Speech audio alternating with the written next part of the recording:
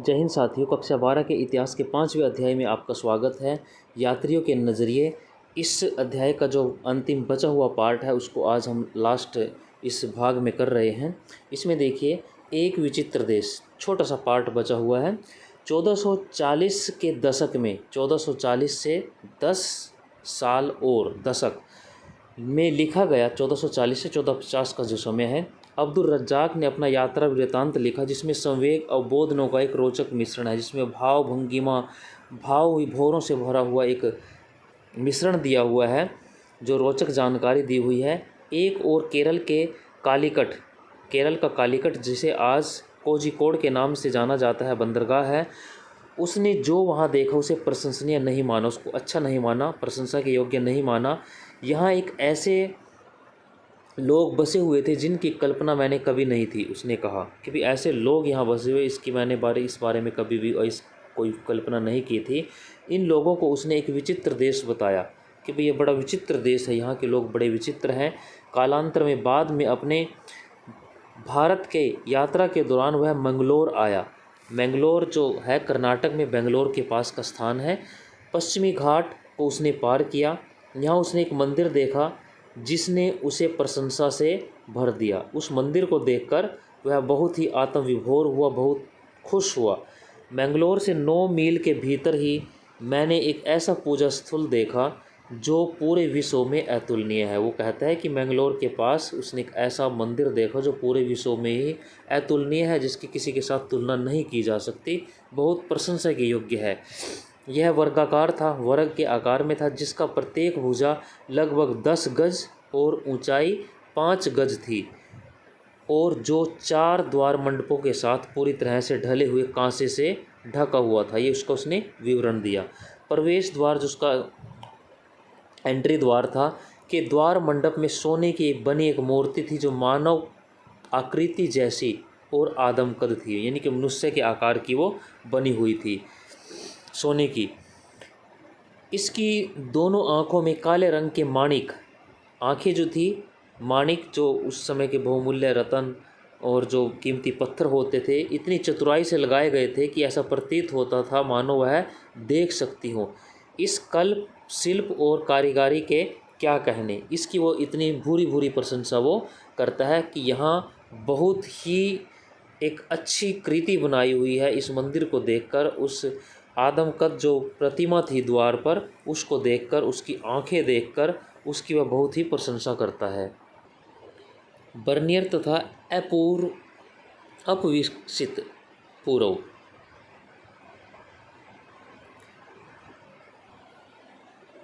जहाँ तक Ibn Battuta ने हर चीज़ का वर्णन करने का उसका एक निश्चय किया था, जिसने उसे अपने अनूठेपन के कारण प्रभावित और उत्सुक किया, वहीं बर्नियर एक बिन बुद्धिजीवी परंपरा से संबंधित था। यानी कि जो इब्न बतूता था उसकी अपेक्षा जो बर्नियर था उसने बड़ी बुद्धिमता का परिचय दिया। इब्न बतूता ने जो भी चीज़ देखी उसी को उसने लिखने का प्रयास किया। कहीं पान पत्ते, नारियल, कुछ इस किस्म की आपने इसमें घटनाएं पढ़ी, उनके बारे में लिखा। लेकिन जो बर्नियर था वो एक अलग बुद्धिजीवी प्राणी था, अलग परंपरा से जुड़ा हुआ था। उसने भारत में जो भी कुछ देखा वह उसकी सामान्य रूप से यूरोप और फ्रांस में व्याप्त स्थितियों से तुलना और भिन्नता को उजागर करने के प्रति अधिक चिंतित था।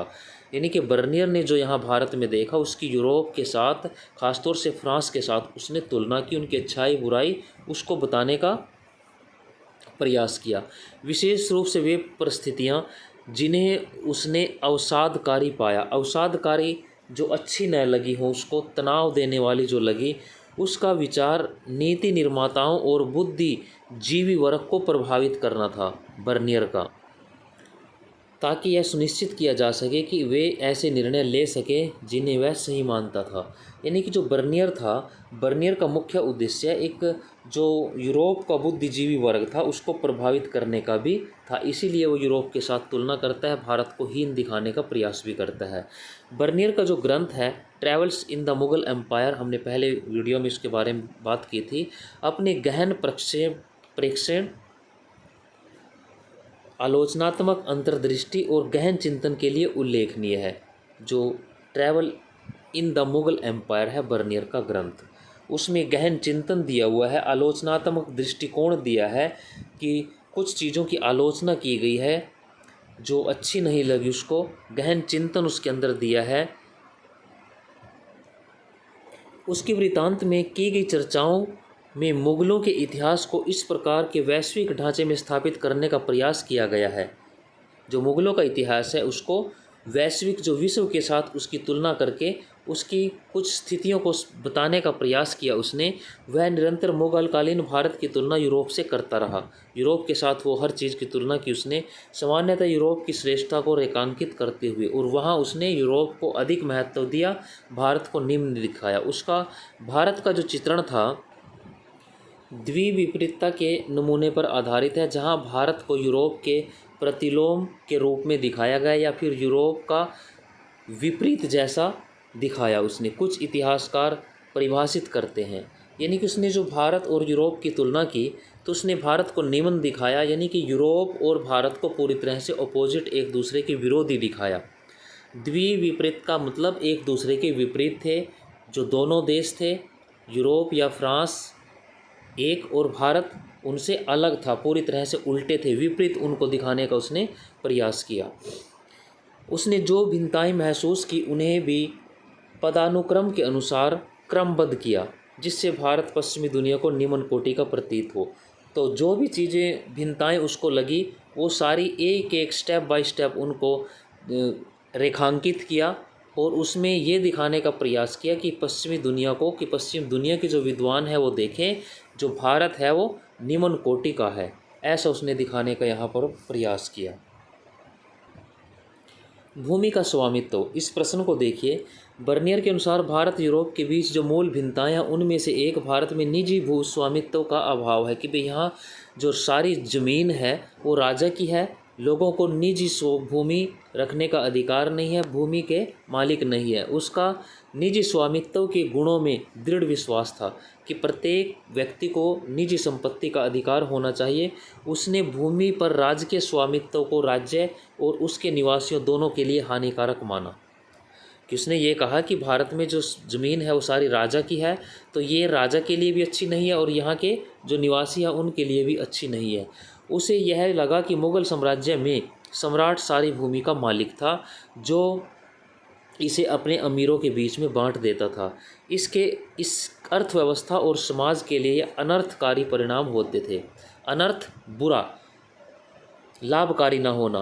तो ये जो इस प्रकार सारी जो ज़मीन थी राजा की थी, इससे देश की जो अर्थव्यवस्था थी, समाज दोनों के लिए नुकसानदायक साबित हुई, लाभकारी नहीं थी।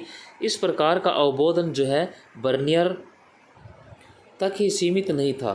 बर्नियर ने तो कहा ही ऐसा, उसके बाद जो है 16वीं और 17वीं शताब्दी के अधिकांश यात्रियों ने भी इस प्रकार का अपने यात्रा वृत्तांतों में वर्णन किया। हो सकता है उन्होंने बर्नियर को पढ़ा हो, बर्नियर से प्रेरित रहे हो वो। भारत राजकीय जो भू स्वामित्व के कारण बर्नियर तर्क देता है कि अगर सारी ज़मीन राजा की होगी तो भूधारक जो ज़मीन को ग्रहण कर रहा है, जो ज़मीन पर खेती कर रहा है, अपने बच्चों को भूमि नहीं दे सकता। इसलिए वे उत्पादन के स्तर को बनाए रखने, उसमें बढ़ोतरी के लिए दूरगामी निवेश के प्रति उदासीन थे, उदासीन लापरवाह थे वो। तो वो ये तर्क देता है कि अगर कोई ज़मीन है, ज़मीन सारी राजा की है, और उस ज़मीन को जो किसान उस पर खेती कर रहा है, किसान को पता है कि इस ज़मीन को मैं अपने बच्चों को नहीं दे सकता, मेरी परमानेंट स्थायी ज़मीन नहीं है ये, तो उस ज़मीन को सुधारने का, उसको अधिक उपजाऊ बनाने का, अच्छा बनाने का वो जो परिणाम, जो कार्य है वो नहीं करेगा। हालांकि इसमें कुछ सत्यता है इस कथन में, लेकिन जो बर्नियर ने बताया कि सारी ज़मीन राजा की थी, लोगों की अपने पास निजी संपत्ति नहीं थी, ये पूरी तरह से सत्य नहीं था। ये ज़्यादा बढ़ा चढ़ाकर उसने यहाँ इसका वर्णन किया है। नेक्स्ट देखिए, व्यापक गरीबी। पेलसर्ट नामक एक जो डच यात्री था, उसने 16वीं शताब्दी के आरंभिक दशकों में उपमहाद्वीप की यात्रा की थी। यानी कि जो पेलसर्ट था वो हॉलैंड का, यानी कि आज का जो नीदरलैंड है, नीदरलैंड का नागरिक था, डच यात्री। तो उसने जो 17वीं शताब्दी थी उसके आरंभिक दशकों में भारत की यात्रा की थी और जहांगीर काल जो था, जहांगीर उस समय जो मुग़ल शासक था, उसके शासनकाल की जानकारी दी थी। तो बर्नियर की तरह वह भी लोगों में व्याप्त गरीबी देखकर अचंभित था। उसने यहाँ लोगों को ये बताया कि यहाँ बेशुमार गरीबी है, लोग गरीबी से बहुत दुखी हैं। लोग इतनी अधिक और दुखद गरीबी में रहते हैं कि उनके जीवन को मात्र नितांत अभाव के घर और कठोर कष्ट दुर्भाग्य के आवास के रूप में चित्रित करना ठीक प्रकार से वर्णित किया जा सकता है। कितनी भयानक गरीबी है, जिसको एक ये कहिए कि उनके आवास, उनका रहन सहन, घर, उस सारी चीज़ को एक कठोर जो दुर्भाग्य है, सबसे बुरा जो भाग्य है, उसके घर के रूप में चित्रित करता है। राज्य को उत्तरदायी ठहराते हुए वह कहता है कि कृषकों को इतना अधिक निचोड़ा जाता है कि पेट भरने के लिए उसके पास सूखी रोटी भी मुश्किल से बचती है। ये पेलसर्ट जो डच यात्री है नीदरलैंड का, हॉलैंड का, वो अपने जो वृतांत है यात्रा काल जहांगीर के समय की जानकारी में वो ऐसा लिखता है। इस प्रकार निजी स्वामित्व के अभाव ने बेहतर भूधारकों के वर्ग के उदय, जैसा कि पश्चिमी यूरोप में हुआ था, को रोका। अब वह क्या कहता है कि निजी स्वामित्व का अधिकार लोगों के पास नहीं था, सारी ज़मीन राजा की थी। तो जैसे कि पश्चिमी यूरोप में हुआ कि बेहतर भूधारकों के वर्ग का उदय नहीं हो पाया। यहाँ पश्चिमी यूरोप में ऐसा हुआ कि ज़मीन के मालिक थे किसान, खेती करने वाले लोग, यहाँ मालिक किसान नहीं थे। तो ऐसा जो बेहतर भूधारक थे, जो ज़मीन को अच्छा बना सके, अच्छे भूस्वामी हो सके, ऐसा वर्ग जो है पैदा होने से रोक दिया इस निजी स्वामित्व की जो कमी थी इसके कारण। तो भूमि का रखरखाव, बेहतरी के प्रति सजग जो रहते हों, ऐसा वर्ग यहाँ पैदा नहीं हो पाया। इसी के चलते कृषि का जो समान रूप से विनाश, किसानों का असीम उत्पीड़न, समाज के सभी वर्गों के जीवन स्तर में अनवरत पतन की स्थिति उत्पन्न हुई, सिवाय शासक वर्ग के, कि राजा को छोड़कर अन्य किसान या समाज के जितने भी वर्ग थे सभी का धीरे धीरे पतन होता चला गया। किसान की जो पीड़ा थी, उसका जो विनाश था, वो भयानक था। तो उसका कारण उन्होंने ये कहा कि यहाँ निजी स्वामित्व का अधिकार नहीं था, जैसा कि पश्चिमी यूरोप में था। तो उन्होंने कृषि को सुधारने का कोई प्रयास नहीं किया। तो ये सारी जो स्थिति थी पूरी तरह से बढ़ा चढ़ा कर बताई गई है।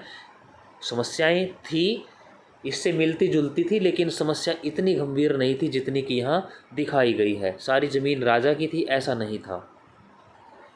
गरीब किसान, अब यहाँ देखिए कि जो बर्नियर है ग्रामीण अंचल के जो किसान हैं उनका अपने विवरण में कैसे उसका उदाहरण देता है कि हिंदुस्तान के विशाल जो ग्रामीण अंचलों में से कई केवल रेतीली जो भूमियाँ थी, बंजर पर्वत ही हैं। कि वह ज़मीन बताता है यहाँ कि ग्रामीण अंचल में भूमि जो है रेतीली और बंजर से भरी पड़ी है, यहाँ की खेती अच्छी नहीं है, इन इलाकों की आबादी भी बहुत कम है, यहाँ तक कि कृषि योग्य भूमि का एक बड़ा हिस्सा भी श्रमिकों के अभाव में कृषि विहीन रह जाता था कि यहाँ पर कृषि नहीं हो पाती।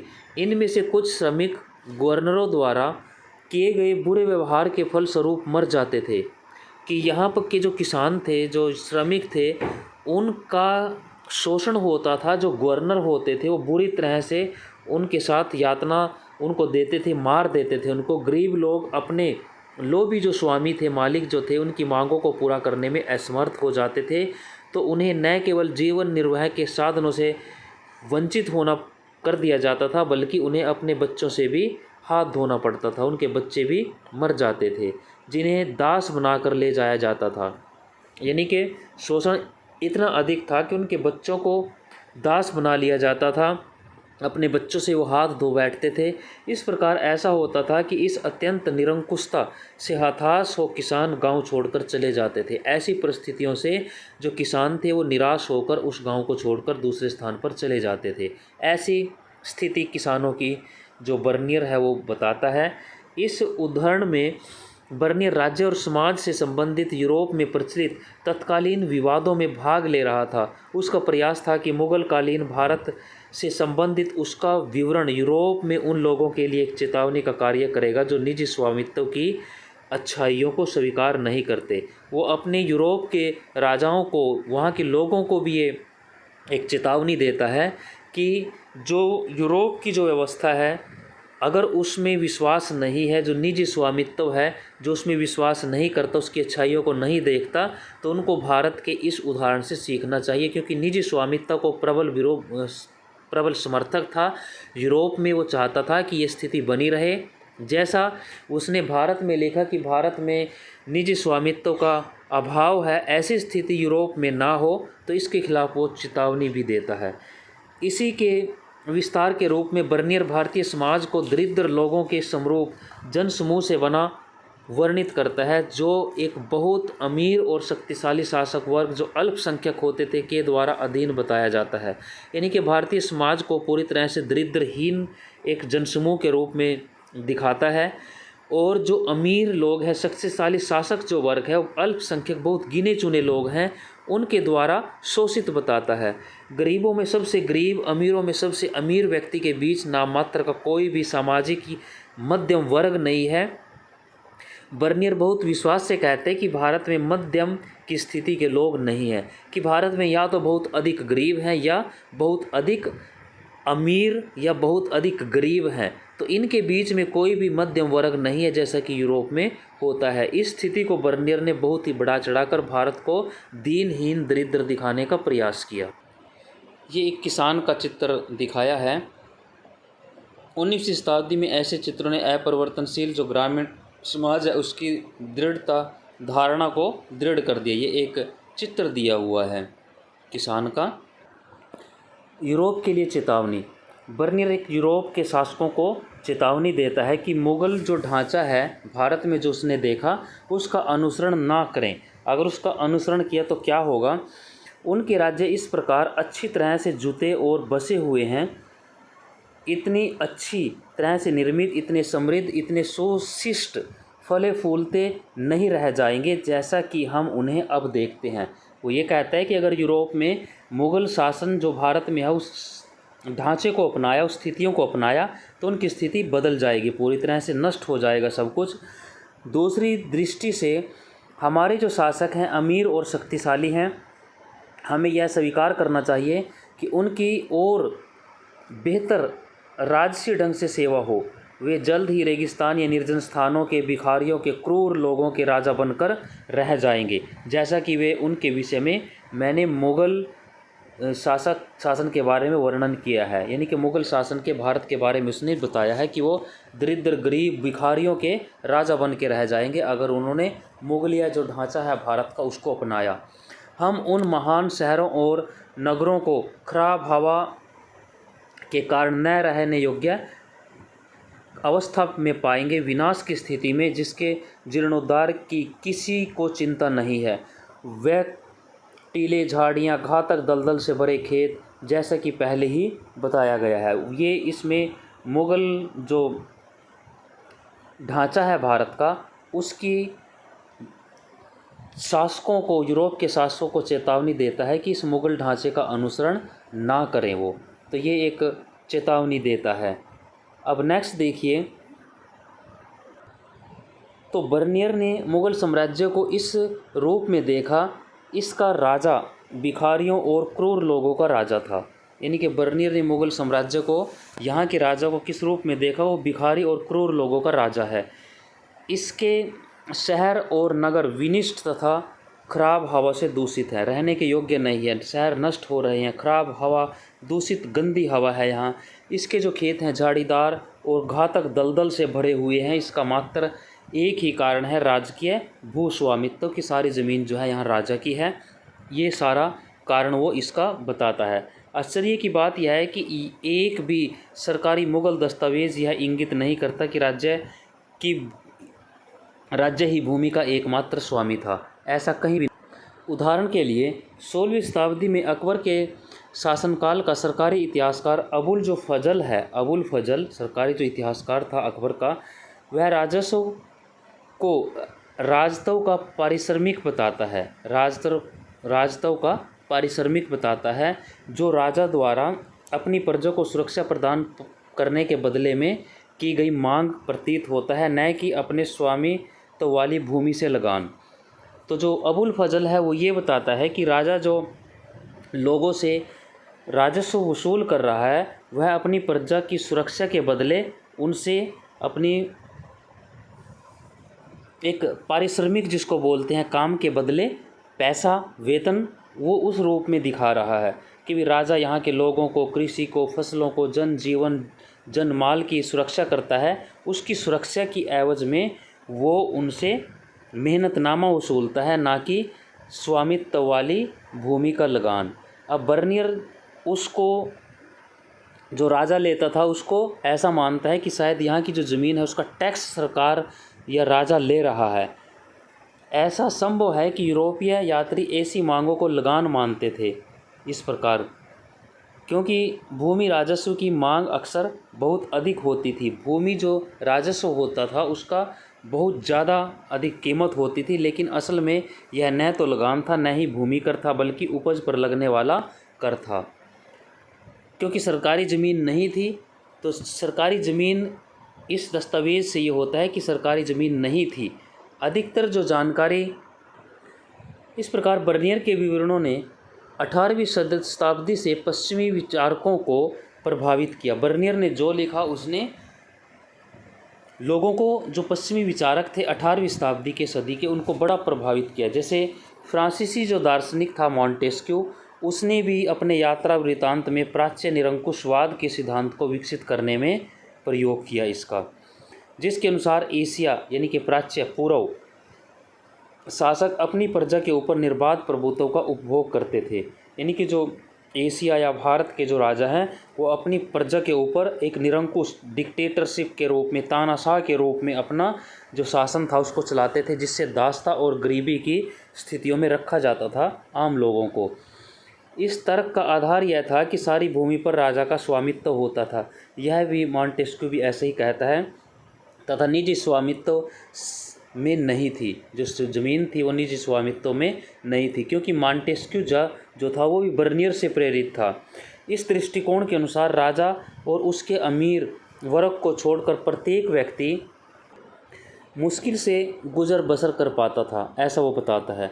19वीं शताब्दी में जब कार्ल मार्क्स ने इस विचार को एशियाई उत्पादन शैली के सिद्धांत के रूप में और आगे बढ़ाया, एशिया का जो उत्पादन का सिद्धांत था उसको आगे बढ़ाया, उसने तर्क दिया कि भारत तथा एशियाई जो देश है उनमें उपनिवेशवाद से पहले, यानी कि विदेशी जो लोग आए गुलाम होने से पहले, पश्चिम के जो देश थे उन्होंने अपने उपनिवेश बनाया। जैसे भारत में अंग्रेज़ आए, उससे पहले जो अधिशेष का अधिग्रहण राज्य द्वारा होता था। अधिशेष जो ज़मीन का जो उपज थी, जो भी अधिकतम सरप्लस उत्पादन था, उसका जो अधिग्रहण था राज्य द्वारा होता था, राज्य उसको ले लेता था। इससे एक ऐसे समाज का उद्भव हुआ जो बड़ी संख्या में स्वायत्त स्वतंत्र आंतरिक रूप से समतावादी ग्रामीण समुदायों से बना हुआ था। वो इस में ये कहता है कि इस वजह से यहाँ एक बड़ी संख्या में एक स्वतंत्र आंतरिक रूप से और समतावादी बराबर ग्रामीण समुदाय का एक समुदाय बना। इन ग्रामीण समुदायों पर राजकीय दरबार का नियंत्रण होता था जब तक अधिशेष की आपूर्ति निर्विघ्न रूप से जारी रहती थी। यानी कि जब तक अधिशेष जो अधिकतम उत्पादन होता था सरप्लस, वो निर्विघ्न बिना किसी बाधा के राजा तक पहुंचता रहता था। उनकी स्वायत्तता स्वतंत्रता का सम्मान किया जाता था। यह एक निष्क्रिय प्रणाली मानी जाती थी, ऐसा कार्ल मार्क्स कहते हैं। निष्क्रिय जो एक काम की ना हो, पैसिव। परंतु जैसा कि हम देखेंगे कि ग्रामीण समाज का यह चित्रण सच्चाई से बहुत दूर था, बल्कि 16वीं शताब्दी में ग्रामीण समाज में चारित्रिक रूप से बड़े पैमाने पर सामाजिक आर्थिक विभेद थे। बहुत ज़्यादा समाज में भी और अमीरी गरीबी में भी बहुत ज़्यादा अंतर था। एक और बड़े जमींदार थे जो भूमि पर उच्च अधिकारों का उपभोग करते थे, दूसरी ओर अस्पृश्य और भूमिहीन श्रमिक जिसे बलाहार कहा गया। बलाहार भूमि विहीन श्रमिक जिसके पास ज़मीन नहीं थी, दूसरे की ज़मीन में खेती करता था।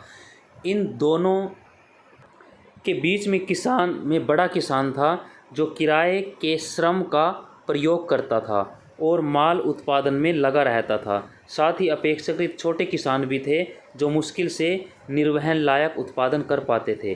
तो ये हमारे समाज की उस समय की स्थिति थी। छोटे भी थे, बड़े भी थे, जमींदार थे, किसान थे, भूमिहीन बलाहार श्रमिक थे। लेकिन जो कार्ल मार्क्स है वो ऐसा नहीं कहता है। वो ये कहता है कि भी इनके आने से पहले, पश्चिम के देशों के इन एशियाई देशों में आने से पहले यहाँ समतावादी इस प्रकार का समाज था, लेकिन ऐसा नहीं था। समाज में अमीर गरीब भी थे और जातीय भेदभाव भी बहुत ज़्यादा था। एक अधिक जटिल जो सामाजिक सच्चाई है वो देखिए कि हालांकि मुग़ल साम्राज्य को निरंकुश रूप देने की तमन्यता स्पष्ट है कि वो एक निरंकुश शासन के रूप में उसे बताता है, लेकिन उसके विवरण कभी कभी और अधिक जटिल सच्चाई को भी दिखाते हैं। उदाहरण के लिए कि जैसे शिल्पकारों के पास अपने उत्पादों को बेहतर बनाने के लिए कोई प्रोत्साहन नहीं था। वो कहता है कि शिल्पकार जो थे, हाथ के दस्तकार, हाथ से चीज़ें बनाने वाले, उनके पास अपने उत्पाद को और अच्छा बनाने का कोई ऐसा प्रोत्साहन उनको नहीं मिलता था। बढ़ावा देने की कोई सरकार की यानी कि राज्य की योजना नहीं थी, क्योंकि मुनाफे का अधिग्रहण जो है राज्य कर लेता था कि जो उनके जीवन यापन से ज़्यादा उनके पास पैसा होता था, आमदनी होती थी, उसको राजा ले लेता था। इसलिए उत्पादन हर जगह पतनोन्मुख था।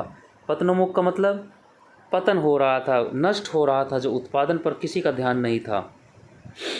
साथ ही यह भी मानता था कि पूरे विश्व में बड़ी मात्रा में बहुमूल्य धातुएं भारत से आती थी, क्योंकि उत्पादों का सोने चांदी के बदले निर्यात होता था। अब यहाँ दूसरी स्थिति ये देखिए कि उसके अपने ही कथन में विरोधाभास है। एक और वो ये कहता है कि यहाँ कोई प्रोत्साहन नहीं मिलता था। जो दस्तकार थे, जो उनके पास अधिकतम जो मुनाफा होता था, मुनाफे को सारे को राजा ले जाता था। लेकिन फिर वो दूसरी साइड साथ साथ क्या कहता है कि पूरे विश्व से बड़ी मात्रा में जो बहुमूल्य धातुएं हैं वो भारत आती थी, क्योंकि उत्पादों का सोने चांदी के बदले निर्यात होता था, कि यहाँ से वस्तुओं का निर्यात होता था और उसके बदले में भारत को सोने चांदी की मुद्रा या सोना चांदी मिलता था। यह एक समृद्ध व्यापारिक समुदाय लंबी दूरी की यात्रा के विनय में लगा रहता था के अस्तित्व को भी रेखांकित करता है कि यहाँ से कुछ समृद्ध जो समुदाय थे, लोग थे जो व्यापार करते थे, उस कार्य में लगे हुए थे, तो बड़ी संख्या में यहाँ से व्यापार होता था। तो जब उत्पादन अच्छा नहीं था तो व्यापार भी संभव नहीं था। तो बर्नियर की जो ये कथन है वो पूरी तरह से यहाँ विरोधाभास पैदा करता है। तो उसके जो इस प्रकार के कथन उसने बताए, वह अपने इसी कथन के जो अंतिम लाइनें हमने पढ़ी, इनमें उनका अपने आप ही उसका विरोधाभास भी पैदा कर रहा है, खंडन भी कर रहा है। एक भिन्न सामाजिक आर्थिक परिदृश्य देखिए, बर्नियर और कृषि और शिल्प उत्पादन के बारे में और क्या बताता है। ध्यान देना आवश्यक है कि इस देश में विस्तृत भूभाग का अधिकांश भाग उपजाऊ है। यहाँ उपजाऊ बता रहा है, और थोड़े समय पहले हमने पढ़ा था कि यहाँ की जो भूमि है निर्जर है, बंजर है, दलदल से भरी पड़ी है। तो लेकिन यहाँ उसी का उलट बता रहा है। उदाहरण के लिए बंगाल का अधिकांश जो राज्य है, मिस्र से न केवल चावल, मकई, जीवन की अन्य आवश्यक वस्तुओं के उत्पादन में, बल्कि उन अनगिनत सामाजिक वस्तुओं के संदर्भ में जो मिस्र में भी नहीं उगाई जाती थी, जैसे रेशम, कपास, नील, कहीं आगे था। अब यहाँ वो मिस्र के जो फसलें थी उनसे भारत की तुलना करता है, और मिस्र से यहाँ का उत्पादन, ज़मीन, सारी चीज़ों में भारत को मिस्र से बहुत ज़्यादा बताता है कि बंगाल का ये इलाका कितना अच्छा था। तो अपनी ही बातों का ये दोबारा से खंडन कर रहा है। तो इसकी जो ऊपर बताई गई बातें हैं वो सारी विश्वास के योग्य नहीं है।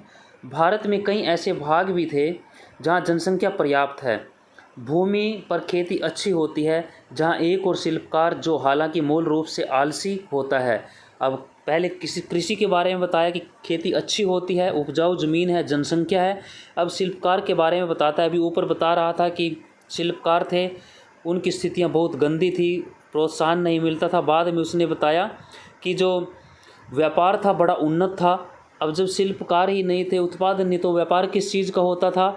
यही वो विरोधाभास पैदा कर रहा है। फिर और बता रहा है कि यहाँ के जो मूल निवासी थे शिल्पकार, वो आलसी होते थे, आवश्यकता से या किसी अन्य कारण से अपने काम, गलीचे, जरी जो कपड़े थे, कसीदादार कढ़ाई, सोने चांदी के वस्त्र, विभिन्न प्रकार के रेशम, सूती वस्त्र जो देश में भी प्रयोग होते हैं और विदेश में निर्यात किए जाते हैं, कि निर्माण का कार्य करने के लिए बाध्य हो जाता है। यानी कि वो ये कहता है कि यहाँ का जो दस्तकार है वो मजबूरी में काम करता है, जब बेबस हो जाता है, भूख से पीड़ित होता है, वो आलस्य और सुस्ती से भरा हुआ है। हो सकता है कि उसको ये ऐसा लगा हो क्योंकि उष्ण जलवायु के इस देश में उनको ऐसा लगा हो कि यहाँ के जो लोग हैं, यहाँ के जो शिल्पकार हैं वो सुस्तैले हैं, आलसी हैं। तो बहुत सारी चीज़ें हैं जो शायद वो अपने कथनों में अपने आप ही कंफ्यूज हो रहा है, विरोधाभास पैदा कर रहा है। वह यह भी नहीं भूलना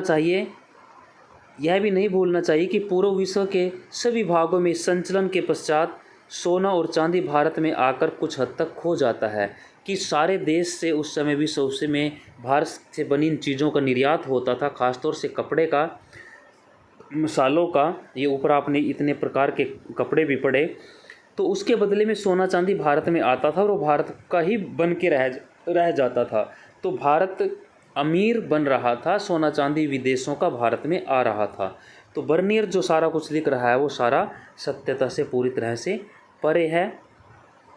अब एक और देखिए, राजकीय कारखाने से पहले एक बार देखिए आप, यहाँ ये एक चम्मच दिया हुआ है, इस चम्मच को आप देखिए।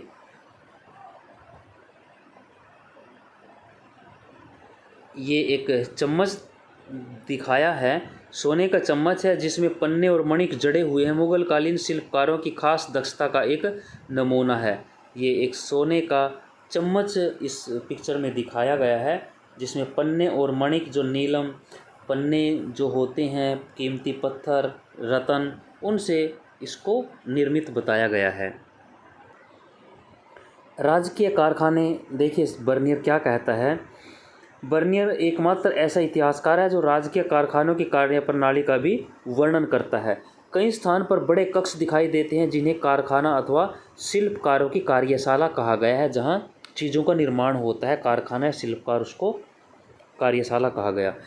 एक कक्ष में कसीदादार एक मास्टर के निरीक्षण में व्यस्तता से कार्यरत रहते हैं, यानी कि कोई उनका एक निरीक्षण करने वाला व्यक्ति भी होता है, जिम्मेदार, सारे कार्य को देखरेख करने वाला उसका कक्ष है, तो उसकी देखरेख में सारा कार्य होता है। एक अन्य में आप सुनारों को देखते हैं, तीसरे में चित्रकार, चौथे में परलाक्सा रस का रोगन लगाने वाले। परलाक्सा जो शायद लाख होता है, कीड़ों से तैयार किया गया लाख, जो आप पढ़ते हैं जैसे महाभारत में लाख का महल बना दिया गया था, ठीक है, इस प्रकार का। पाँचवें में बढ़ई, खराद का काम करने वाले, दर्जी का काम करने वाले, जूते बनाने वाले। छठे में रेशम, जरी, रेशम आप समझते हैं, जरी जैसे कोई सोने चांदी के तारों से कोई रेशम के साथ कोई कपड़े का निर्माण करना। महीन, मलमल का काम करने वाले, मलमल भी एक कपड़ा होता है। महीन मलमल भी हमारा जैसे कोई ढाका का मलमल होता था उस समय, बहुत ही महीन, जो ट्रांसपेरेंट होता है, पहनने के बाद पारदर्शी इतना होता था कि ये नहीं पता लगता था कि कपड़े पहने हुए हैं या नहीं, इतना महीन मलमल होता था। तो इस प्रकार के वहाँ कारखाने लगे हुए थे। शिल्पकार अपने कारखानों में हर रोज़ सुबह आते हैं, वहाँ वे पूरे दिन कार्यरत रहते हैं और शाम को अपने अपने घर चले जाते हैं। इसी निश्चेष्ट नियमित ढंग से उनका समय बीतता है। कोई भी जीवन की उन स्थितियों में सुधार करने का इच्छुक नहीं है जिसमें वह पैदा हुआ था। तो यहाँ वो बर्नियर कहता है कि उसमें कोई सुधार की कोई गुंजाइश नहीं है, सभी काम करते हैं, चले जाते हैं, तो सुधार का किसी को परवाह नहीं है। 17वीं शताब्दी में जनसंख्या का लगभग 15% भाग नगरों में रहता था। वो कहता है कि भारत में लगभग 15% जो आबादी थी वो नगरों में रहती थी। औसतन उसी समय पश्चिमी यूरोप की जो नगरीय जनसंख्या के अनुपात से अधिक थी, यानी कि यूरोप से ज़्यादा लोग जो हैं उस समय, उस एवरेज से भारत में ज़्यादा लोग शहरों में रहते थे। इसका मतलब यहाँ विकास ज़्यादा था यूरोप से 1000 गुना। इतने पर भी बर्नियर जो है मुगलकालीन शहरों को शिविर नगर कहता है।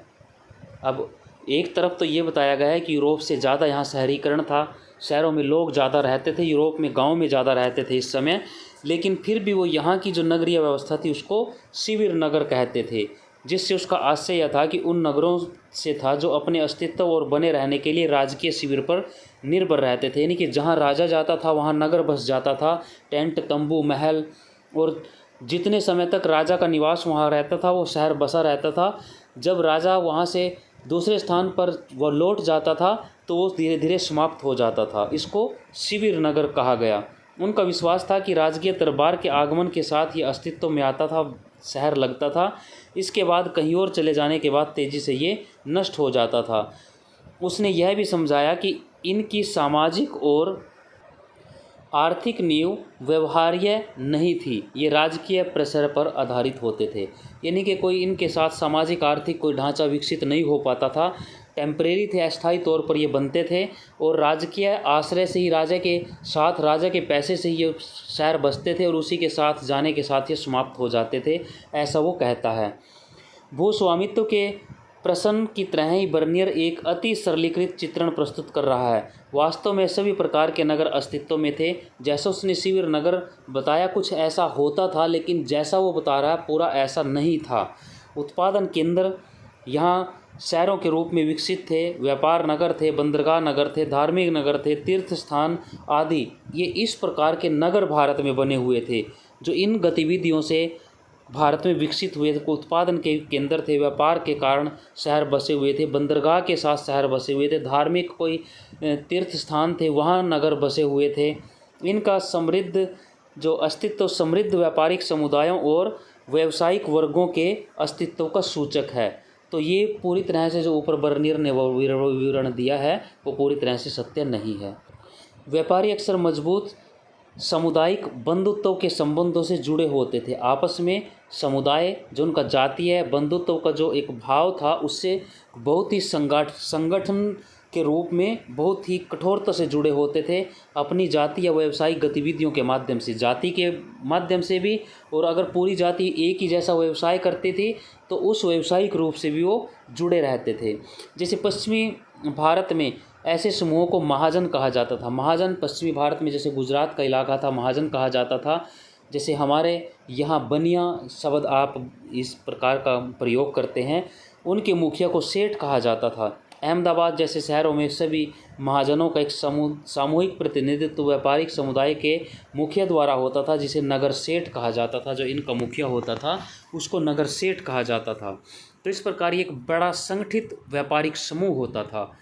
अन्य व्यापारिक शहरी जो समूह हैं उनमें व्यापारिक अन्य जो वर्ग थे, जैसे चिकित्सक थे उनका भी एक वर्ग होता था, हकीम और वैद्य उसमें होते थे, अध्यापक थे, पंडित मुल्ला उनके अपने संगठन थे, अधिवक्ता वकील थे उनके अपने संगठन बने हुए थे, चित्रकार, वास्तुविद, संगीतकार, सुलेखक जो लिपिक होते हैं, लिखने का काम करते हैं आदि सम्मिलित होते थे। ये सारे व्यवसाय थे जहाँ कई राजकीय प्रेशर पर आधारित थे, आश्रित होते थे। जो राजा का आश्रय होता था उस पर निर्भर होते थे, उनके लिए काम करते थे। कई अन्य संरक्षक या भीड़ भाड़ वाले बाजार में आम लोगों की सेवा करने के लिए बैठ जाते थे, उससे अपना जीवन यापन करते थे। तो इस प्रकार जो बर्नियर ने कहा वो पूरा सत्य नहीं है। महिलाएं, दासियां, सती तथा श्रमिक। जिन यात्रियों ने अपने लिखित वृतांत छोड़े वे सामान्यतः पुरुष थे, यानी कि जो वृतांत हमने पढ़े वो सारे पुरुषों द्वारा लिखित थे, जिन्हें उपमहाद्वीप में महिलाओं की स्थिति का विशेष विषय रुचिकर और कभी कभी जिज्ञासापूर्ण लगता था।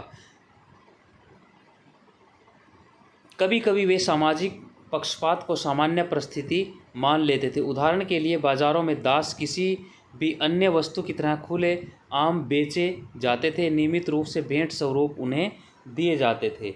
तो यहाँ पर जितने भी चित्रण है वो सारे पुरुषों द्वारा लिखे गए हैं। यात्राएं महिलाएं भी करती थी, लेकिन यात्राओं के ऐसे वृतांत कहीं भी सामने नहीं आए, इसीलिए इनमें जिज्ञासा पूर्ण लगता था। महिलाओं की स्थिति अजीब लगती थी क्योंकि महिलाओं ने इस बारे में कभी नहीं लिखा, पुरुषों द्वारा लिखे गए ये सारे होते थे। जैसे बाजार थे, बाज़ारों में दास जो थे वो खुलेआम बाज़ारों में बेचे जाते थे, नियमित रूप से उनको भेंट दिए जाते थे। जैसे इसमें उदाहरण दिया है, जब इब्न बतूता सिंध पहुंचा तो उसने सुल्तान मोहम्मद बिन तुगलक को भेंट के स्वरूप घोड़े, ऊंट और दास उसको प्रदान किए थे खरीद कर। जब वह मुल्तान पहुंचा तो उसने वहां के गवर्नर को किशमिश के बादाम के साथ एक दास और एक घोड़ा भेंट किया था। तो ये दासों का भेंट करना, खरीदना एक शान समझा जाता था, एक स्टेटस का, एक रुतबे का प्रश्न था। इब्न बतूता बताता है कि मोहम्मद बिन तुगलक नसीरुद्दीन नाम का एक जो धर्म प्रचारक था उसके प्रवचन से इतना प्रभावित हुआ कि उसे 1,00,000 टके जो उस समय की मुद्रा थी, पैसे थे, और 200 दास उसको दान में दे दिए। बताओ, एक उस धर्मोपदेश प्रचारक को 1,00,000 मुद्रा का और 100 दासों की क्या ज़रूरत थी। तो ये राजाओं का एक स्टेटस होता था। इब्न बतूता के विवरण से प्रतीत होता है कि दासों में काफ़ी विभेद था। अलग अलग टाइप के दास होते थे। सुल्तान की सेवा में कार्यरत कुछ दासियां संगीत और गायन में निपुण होती थी, उनको नाचने गाने के लिए प्रयोग किया जाता था। इब्न बतूता जो है सुल्तान की बहन की शादी के अवसर पर उनके प्रदर्शन से खूब आनंदित हुआ। उस सुल्तान की बहन की जो शादी थी उसमें उस शादी को देखकर बहुत खुश हुआ, क्योंकि उसने ऐसी शादियां अपने देश में अपने स्थानों पर ऐसा नहीं देखा था। सुल्तान अपने अमीरों पर नज़र रखने के लिए भी दासियां नियुक्त करता था, उनको एक जासूसी के रूप में उनको कंट्रोल करने के लिए। दासों को सामान्यतः घरेलू श्रम के लिए भी इस्तेमाल किया जाता था। इब्न बतूता ने इनकी सेवाओं को पालकी या डोले में पुरुष महिलाओं को ले जाने के लिए, जो अमीर लोग होते थे, राजा होते थे, उनको एक स्थान से दूसरे स्थान पर ले जाने के लिए दासों का प्रयोग का विवरण उसने दिया। दासों की कीमत विशेष रूप से उन दासियों की जिनकी आवश्यकता घरेलू काम के लिए थी बहुत कम होती थी। घरेलू काम के लिए जिन दासियों की को रखा जाता था उनकी कीमत कम होती थी, और अधिकांश परिवार जो उन्हें रख पाने में समर्थ थे कम से कम एक या दो को फिर भी रख ही लेते थे। सभी समकालीन यूरोपीय जो यात्री थे, लेखक, उनके लिए महिलाओं से किया जाने वाला जो बर्ताव था अक्सर पश्चिमी और पूर्वी समाजों के बीच भिन्नता का एक महत्वपूर्ण संकेतक माना जाता था। इसलिए यह आश्चर्यजनक बात नहीं है कि बर्नियर ने सती प्रथा को विस्तृत विवरण के लिए चुना। उसने लिखा कि हालांकि कुछ महिलाएं प्रसन्नता से मृत्यु को गले लगा लेती थी, अन्य को मरने के लिए बाध्य कर दिया जाता था, लेकिन महिलाओं का जीवन सती प्रथा के अलावा और भी अन्य जो चीज़ समस्याएं थी उनकी तरफ घूमता था। उनका जो श्रम था वो कृषि और कृषि से जुड़े जो कार्य थे। आइए पहले इसको देख लेते हैं अलग से जो लिखा हुआ है। दासियां, इब्न बतूता क्या बताता है, यह सम्राट की आदत है कि हर बड़े और छोटे अमीर के साथ अपने दासों में से एक को रखने की जो उसके अमीरों की मुखबरी करता हो, मुखबरी जासूसी करता हो। उसके लिए वो महिला सफाई जो कर्मचारी हैं उनको भी नियुक्त करता है, जो बिना बताए कमरे में दाखिल हो जाती थी। दासियों के पास जो भी जानकारी होती थी वह उन्हें दे दी जाती थी। अधिकांश दासियों को हमले और अभियानों के लिए बलपूर्वक प्राप्त किया जाता था। दासियों का इस रूप में भी प्रयोग होता था। नेक्स्ट देखिए, सती बालिका के बारे में क्या वर्णन करता है। बर्नियर लिखता है कि लाहौर में मैंने बहुत ही सुंदर अल्पवयस्क विधवा जिसकी आयु मेरे विचार से 12 वर्ष से ज़्यादा नहीं थी, उसको बलि होते हुए देखा। उस भयानक नरक की ओर जाती हुई वह असहाय छोटी बच्ची जीवित से अधिक मृत प्रतीत हो रही थी। इन सारी चीज़ों को आप समझ रहे हैं। उसके मस्तिष्क की व्यथा का वर्णन नहीं किया जा सकता। वह कांपते हुए बुरी तरह से रो रही थी। 3 या 4 ब्राह्मण, एक बूढ़ी औरत जिसने उसे अपने आस्तीन के नीचे दबाया हुआ था, कांच के नीचे दबाया हुआ था, कि सहायता से उस अनिच्छुक, यानी कि इच्छा नहीं थी उसकी सती होने की, पीड़िता को जबरन उस घातक स्थल की ओर ले जाया जाता है। घातक स्थल जहाँ उसके पति की चिता थी। उसे लकड़ियों पर बिठाया गया, उसके हाथ पांव बांध दिए गए ताकि वह भाग न पाए। इस स्थिति में उस मासूम प्राणी को जिंदा जला दिया गया।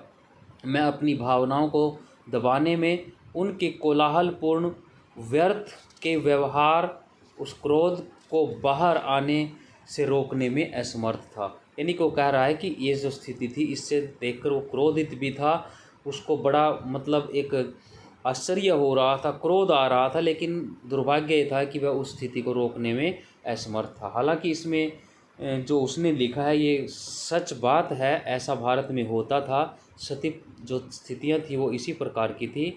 जो कुछ हो सकता है कि जो महिलाएं हैं स्वयं स्वेच्छा से ऐसा कर लेती हों, लेकिन वो बड़ी ही दुर्लभ, कोई रेयर एकाध घटना होगी जो दिखाते हैं कि हंसते हुए शायद वो अपने पति की चिता पर सती होने जा रही हैं। तो इससे पहले ये भी बताया जाता है कि उनको कोई चीज़ ऐसी सुंघा दी जाती थी या उनको कोई ऐसा द्रव, रासायनिक द्रव पिला दिया जाता था जिससे वो हंसती हुई अपनी वेदना को, अपने दुख को भूलकर हंसती हुई उस चिता पर स्वयं ही बैठ जाती थी। ऐसा उसको प्रेरित किया जाता था ताकि उसको पीड़ा का एहसास ना हो, लोगों को लगे कि भाई ये हंसती हुई जा रही है, स्वेच्छा से ये सती हो रही है। तो इस प्रकार का एक उनको कोई चीज़ें सुंघाना और उनको कोई चीज़ ऐसा कोई पदार्थ पिला देना, ऐसा भी वर्णन मिलता है कि उनके साथ इस प्रकार का बर्ताव होता था। तो भारत में स्थितियां इस प्रकार की वास्तव में गंभीर थी। ये सौभाग्य रहा कि इसमें राजा राम मोहन राय का जो योगदान था, लॉर्ड विलियम बेंटिंक के माध्यम से उन्होंने सती प्रथा को बैन करवाया। तो भारत की जो महिला शक्ति है उसे राजा राम मोहन राय के प्रति ग्रेटफुल होना चाहिए, कृतज्ञ होना चाहिए कि इस समस्या से मुक्ति दिलवाने में राजा राम मोहन राय का बहुत बड़ा योगदान रहा। क्योंकि राजा राम मोहन राय ऐसे व्यक्ति थे जिन्होंने अपनी भाभी को सती होते हुए देखा और वे चाहते हुए भी अपनी भाभी को सती होने से नहीं रोक सके। उनकी भाभी भी सती नहीं होना चाहती थी। राजा राम मोहन राय ने बड़ा प्रयास किया, लेकिन जो समाज के धर्म के उस समय के जो ठेकेदार थे उन्होंने ऐसा नहीं होने दिया।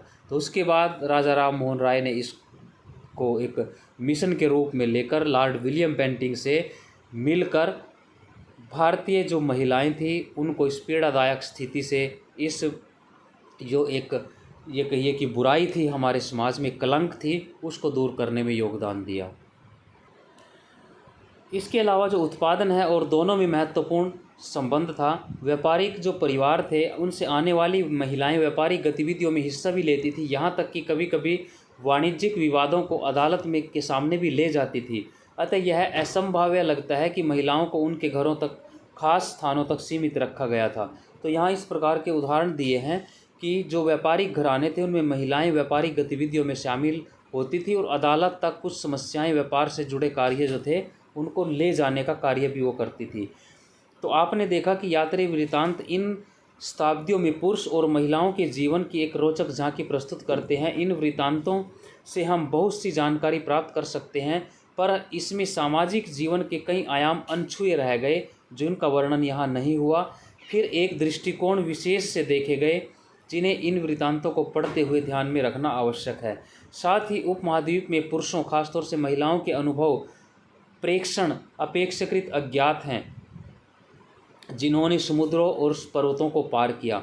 महिलाओं के बारे में इसमें कोई विवरण नहीं दिया गया है।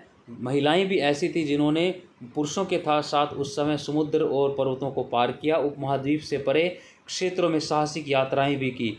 उन्होंने यह देखा और सुना, क्या देखा क्या सुना ये नहीं बताया गया। सुदूर के क्षेत्रों के साथ उनके संबंध किस प्रकार ढले, वे किन भाषाओं का प्रयोग करते थे। उम्मीद है कि इन सब पर ये जो प्रश्न थे आने वाले वर्षों में इतिहासकार योजनापूर्ण तरीके से अधिक विचार करेंगे। तो ये चैप्टर हमारा लगभग पूरा हुआ।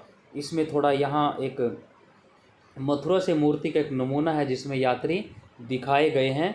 ये यात्री जाते हुए इस पिक्चर में दिखाए हैं, जैसे पालकी, घोड़े, हाथी, इन पर अपनी यात्रा को अपने गंतव्य स्थान की ओर जाते हुए दिखाई दिए हैं। अब ये काल रेखा दिया है कुछ, यहाँ पर इनको देखिए। शताब्दी दी हुई है 973, 1048 में मोहम्मद इब्न अहमद अबू रेहान अल बिरूनी, ये पूरा नाम था उसका। जो हमने अब पढ़ रहे हैं ये सारे मार्को पोलो, ये सारे नाम हम इसमें देखते हैं। ये पूरे नाम यहाँ उनके दिए हुए हैं जो ये यात्री थे, सभी नाम इनके बारे में हमने पीछे पढ़ा है। इस चैप्टर में जानकारी इनके बारे में हमने प्राप्त की। कुछ हो सकता है इसमें जो एक दो हो सकता है कोई इसमें ऐसा आया हो जिसका कोई विवरण हमने इसमें चैप्टर में ना दिया हो। तो इस प्रकार ये जो काल रेखा है, कुछ यात्री जिन्होंने अपने वृत्तांत छोड़े जिनके बारे में हमने इस अध्याय में पढ़ा। कुछ इसमें इक्का दुक्का ऐसे भी हैं, जैसे पीटर मूडी है इंग्लैंड से, और भी एक आध और हो सकता है, जैसे ये स्पेन से है एंटोनियो मानसेरेते। कुछ ऐसा इसमें जिनका विवरण शायद हमने नहीं पढ़ा, लेकिन अन्य के बारे में हमने पढ़ा, उस विस्तार से उनके बारे में हमने जानकारी एक्स्ट्रा भी प्राप्त की। तो आशा है आपको ये वृत्तांत जो हमने पढ़ा अच्छा लगा होगा, वीडियो अच्छा लगा होगा। तो यदि आपको वीडियो अच्छा लगे तो लाइक करें, कमेंट करें, शेयर करें और सब्सक्राइब अवश्य करें। धन्यवाद। जय हिंद।